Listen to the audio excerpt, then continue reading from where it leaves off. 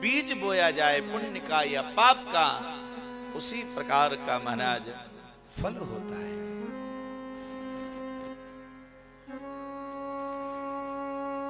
संजोग गुण निधि जो था, उसके आचरण ठीक न थे।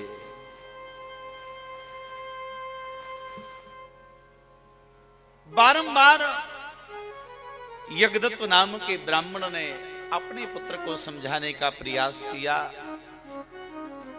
और एक दिन तो महाराज ऐसा हुआ, अनेक प्रकार के पाप उसके जीवन में आगे, व्यभिचारी हो गया, अनेक प्रकार के व्यसनों में डूब गया, अनेक प्रकार के द्रोह उसके जीवन में आ गए। और एक दिन तो महाराज क्या हुआ, यज्ञदत्त नाम के ब्राह्मण ने अपने पुत्र गुण निधि को घर से बाहर कर दिया, निकल जाओ यहां से।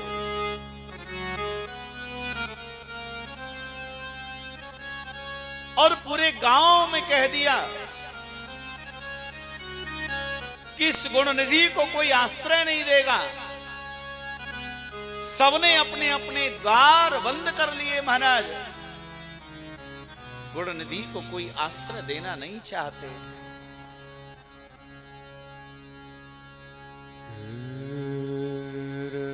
महाराज चल पड़ा। संजोग ऐसा था, उस दिन शिवरात्रि का पर्व था। गुण निधि को आज कुछ खाने को भी प्राप्त नहीं हुआ, चला जा रहा है।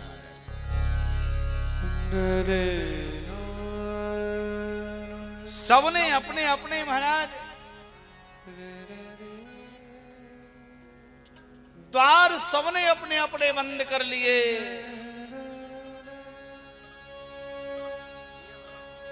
आज जैसे ही महाराज वो गुण निधि गया, सांझ का समय हो गया।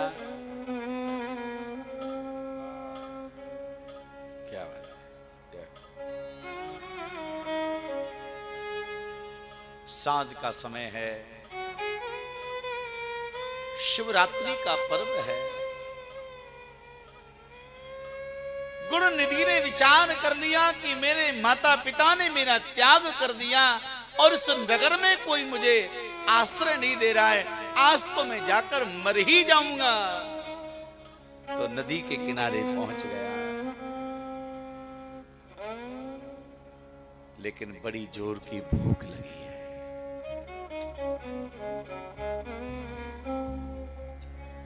तो देखा नदी के किनारे पर कुछ ब्राह्मण, शिवरात्रि का पर्व था, प्रदोष की बेला है, संध्या काल है।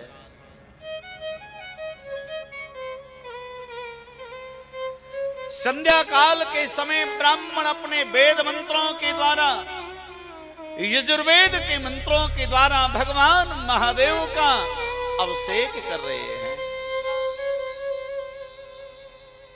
ओम नमः शिवाय,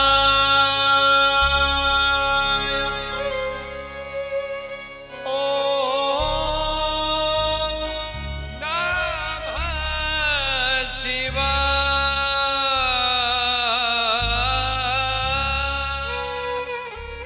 पांच ब्राह्मण मिलकर के भगवान महादेव के उस पंचाक्षर मंत्र का जाप कर रहे हैं। गुण निधि भूखा है। गुण निधि विचार करने लगा, ये ब्राह्मण यदि चले जाएं तो इन्होंने जो नैवेद्य चढ़ाया है इसी को मैं पालूंगा।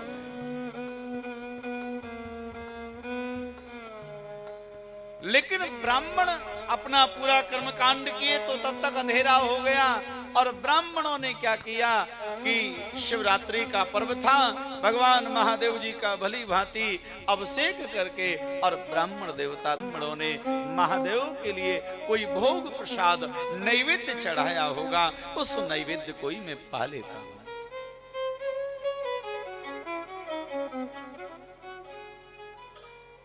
लेकिन भैया जैसे मंदिर में प्रवेश किया तो एकदम अंधेरा था। ध्यान देना, एकदम अंधेरा। अब तो महाराज विचार करने लगा कि अब मैं नैवेद्य कैसे तलाशूं, उजाला कैसे करूं। तो गुण निधि ने क्या किया, उस मंदिर में प्रकाश करने के लिए अपना उत्तरीय वस्त्र लिया महाराज, और अपनी उत्तरीय वस्त्र में ही अग्नि लगा दी। और उत्तरीय वस्त्र में जैसे अग्नि लगाई तो पूरा मंदिर जो पहले अंधेरे से महाराज अंधकार में था, अब तो पूरे मंदिर में प्रकाश ही प्रकाश हो गया।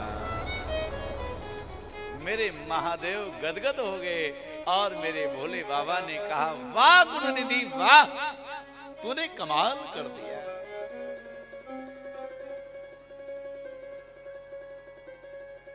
लेकिन याद रखो भैया, जो भगवान के मंदिर में प्रकाश करता है, दीप जलाता है, प्रकाश करता है, उसके जीवन में भगवान अंधकार कैसे कर सकते हैं, अंधकार कैसे होने देंगे महाराज।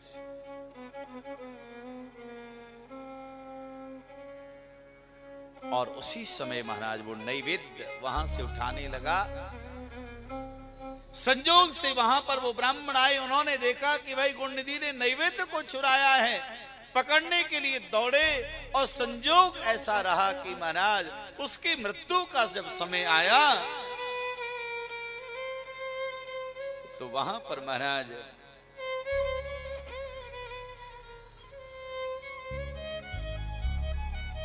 जो यम के दूत हैं वो यमदूत आ गए। यमदूतों ने कहा कि भाई इसको तो हम लेकर के जाएंगे, ये पापी हैं। लेकिन आप ध्यान से सुनिएगा, उसी समय मेरे महादेव के गण भी आ गए और महादेव के गणों ने कहा रुक जाओ, इसे छोड़ दीजिए।